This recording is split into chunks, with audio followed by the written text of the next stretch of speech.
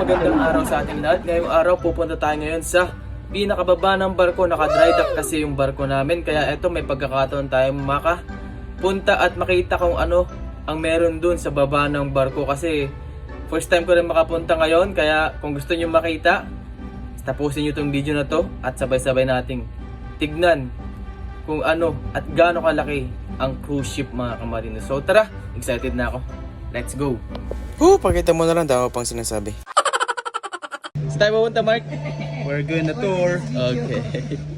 Paalala lang mga kamarino, bago nga pala bumaba, kailangan muna magsuot ng PPE para na rin sa safety natin kasi marami pang ginagawa dito. Pero may napansin ako, parang may problema tong barko na to. Barko nyo, may butas! Yung barko, may butas!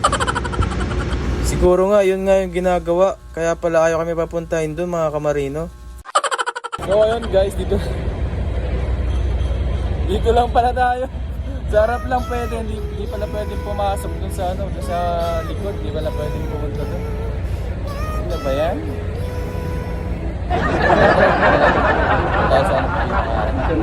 So alam nyo ba guys kung gaano kabigat tong barko na to? May 115,055 tons.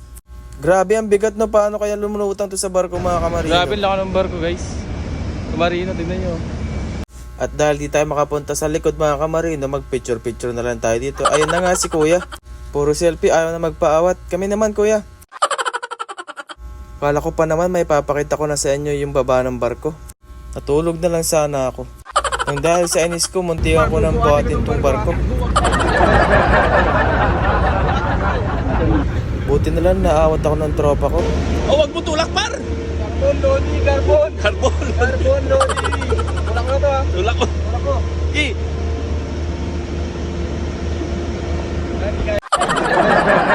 Ang sukat nga pala ng barko na ito mga kamarino ay 290 meters, napakahaba.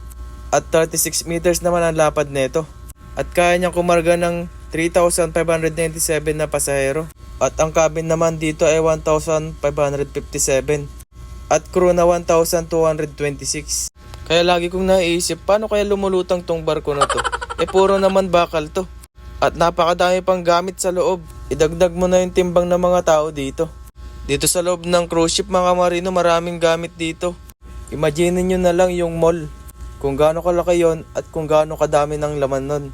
Kahit triple mo yung mall, mas malaki pa rin tong barko na to. So hanggang dito lang pala tayo mga kamarino. Hanggang dito lang tayo sa sa harap kasi ginagawa doon sa sa likod kaya hindi tayo pwede doon. So yun lang. Better luck next time.